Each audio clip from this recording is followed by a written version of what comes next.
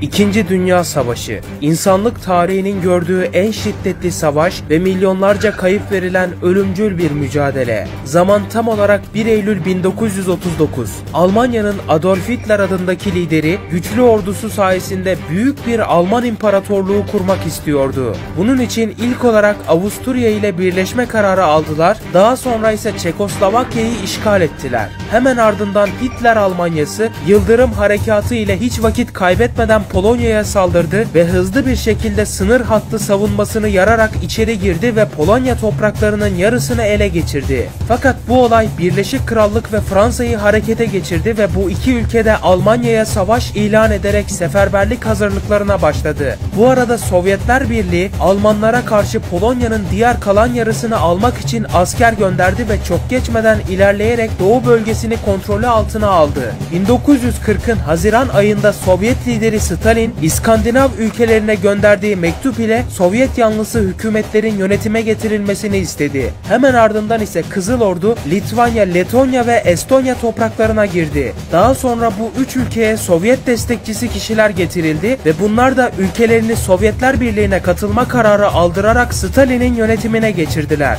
Sovyetler Finlandiya'ya da aynı darbeyi yapmak istedi fakat Finler bunu kabul etmedi. Stalin ise buna öfkelenip Finlandiya'ya saldırmaya başladı. Bu hareket ise Fransa ve İngiltere'yi Sovyet Rusya'ya karşı takınılacak tavır konusunda düşünmeye sevk etti. Kısa süre sonra bu iki ülke Finlandiya'ya 100.000 kişilik bir askeri kuvvet yollama kararı aldılar. Fakat bir sorun vardı ki Norveç ile İsveç, İngiliz ve Fransız ordusunun topraklarından geçmesine izin vermediler. Bu sayede ordular geri dönmek zorunda kaldı ve Sovyetlerle müttefiklerin savaşması iptal oldu. Sovyetler Finlandiya'da biraz ilerledikten sonra Fin hükümeti Ruslarla barış görüşmeleri için masaya oturmak zorunda kaldı ve anlaşmayı çaresiz olarak kabul etti. Bu arada Almanya'nın ordusunu İsveç'ten alınan demir cevheri ithalatı güçlendiriyordu. Fakat bunu deniz yoluyla yaptığından demirlerin güvenliği tehlikedeydi. Bu yüzden Almanya her ihtimale karşı Danimarka'ya saldırdı ve çok geçmeden ele geçirdi. Ardından ise güçsüz Norveç'i de kontrolüne alarak deniz yolunun güvenliğini garanti altına aldı.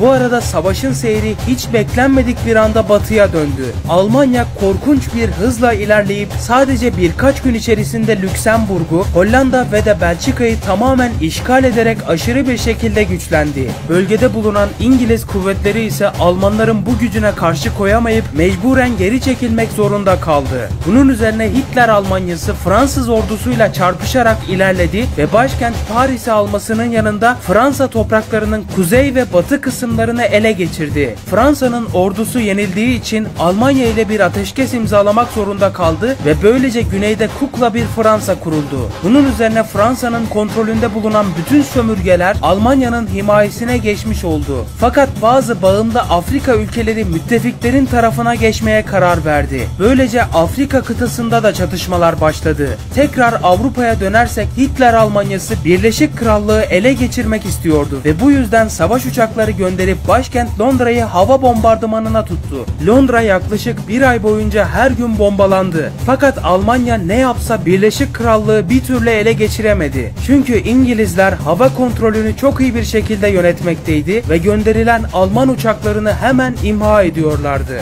Bu sebepten Almanya uçaklarını geri çekerek Londra harekatını sonlandırmak zorunda kaldı. Hitler kontrolündeki Almanya bunun üzerine planını değiştirmeye karar verdi. O plan ise Sovyetler Birliği'ni istila etmekti. Fakat önce Doğu Avrupa'yı tamamen ele geçirmesi lazım geldiği için sırasıyla boşta kalan Avrupa ülkelerine ordusunu çıkardı ve bir süre sonra buralar da Almanların eline geçti. Fakat bir sorun vardı ki Almanya kontrolündeki tüm topraklarda halkın direnişleri başladı. Bunları bizzat Birleşik Krallık örgütlüyor ve ayaklandırıyordu. Bu direnişlerle Adolf Hitler'e suikast düzenlemek istediler fakat başarısız oldular. Yani Alman polisleri bu ayaklanmaları bir şekilde durdurdu. Almanya yeni bir harekat planı olan Barbarossa operasyonunu başlattı ve tarihin en büyük askeri harekatı ile Sovyetler Birliği sınırlarından ilerlemeye başladı. Bunu gören Stalin kontrolündeki Sovyetler İngiliz İngilizlerin yanında yani müttefiklere katıldı. Ancak ne yaparsa yapsın güçlü donanımda Alman birliklerini durduramadı ve Almanya çok hızlı bir şekilde ilerliyordu.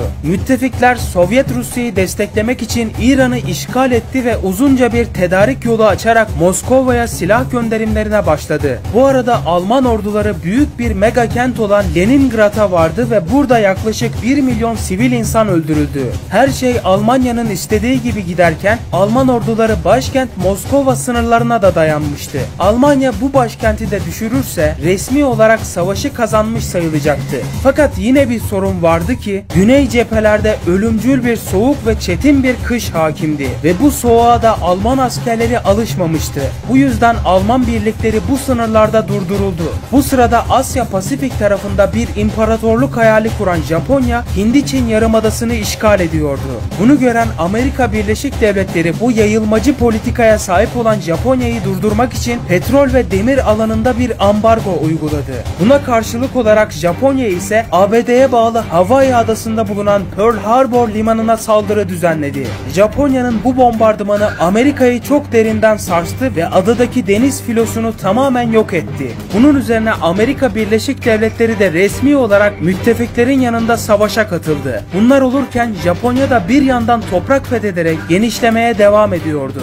Japonlar kuzeyde milyonlarca Çinliyi ekonomik olarak gelişmek için zorunlu çalıştırmaya başladı. Hindi-Çin yarımadasında ise bütün insanlar bir demir yolunun inşasında kullanılıyordu. Tekrar Avrupa'ya dönersek Hitler Almanyası kendi topraklarında çeşitli toplama kampları inşa ederek katliamlar yapmaya başladı. Adolf Hitler ikinci bir cepheden korktuğu için çok uzun bir savunma hattı olan Atlantik Duvarı'nı inşa ettirdi. Yani sahil kesimlerini koruyan bu duvarın her noktasına Alman ordusu yerleştirildi. Ancak bir şey eksikti. Müttefikler ilk olarak Fas ve Cezayir'den giriş yaptı. Bir süre sonra İtalya kontrolündeki Libya ile karşı karşıya geldiler. Bu sırada kukla Fransa'nın diğer yarısı da Nazi Almanyası tarafından tamamen işgal edildi. Doğu tarafında ise tüm zorluklara rağmen Stalingrad şehrine kadar ulaşan bir Almanya vardı. Sovyetler Birliği Kafkasya'nın kontrolünü kaybetmekten korkuyordu ve tüm ordularını toplayıp karşı saldırıya geçmeye başladı. Bunun üzerine Alman orduları daha fazla dayanamayarak geri püskürtülmeye başlandı. Tüm bunlar olurken Afrika kıtası tamamen müttefiklerin eline geçmişti. Bu arada İtalya'nın Sicilya adasına müttefikler tarafından bir iniş gerçekleşti ve hızla ilerlemeye başladı. Bunu gören İtalyan hükümeti mavi tarafa yani müttefiklerin tarafına geçmeye çalışıp taraf değiştirmek istedi. Fakat Adolf Hitler buna izin vermeyerek asker çıkarttı ve İtalya'yı tamamen istila etti. Hitler bu tarafla ilgilenirken Doğu cephesindeki Sovyetler hızla ilerleyerek Alman ordusunu zorlamaya başladı. Hitler tam oraya odaklanacakken bir de baktı ki 6 Haziran 1944'te müttefikler tarafından batıda Normandiya çıkartması yapıldı. Bunun üzerine bütün Fransa hızlı bir şekilde tamamen işgalden kurtarıldı. Bir taraftan Sovyetler, diğer taraftan da müttefikler Almanya'yı sıkıştırdı ve Almanlar çok toprak kaybetti. Yenileceğini anlayan Adolf Hitler 30 Nisan 1945'te kendini yok ederek intihar etmek zorunda kaldı. Hitler'in intiharından sonra Almanya 8 gün sonra teslim oldu. Şimdi ABD ve Sovyetler Japonya'nın üstesinden geleceklerdi. Öncelikle Sovyetler Mançurya bölgesine bir askeri operasyon düzenledi ve ilerlemeye başladı. Amerika ise bu sırada Hiroşima ve Nagasaki'ye 2 adet atom bombası fırlattı.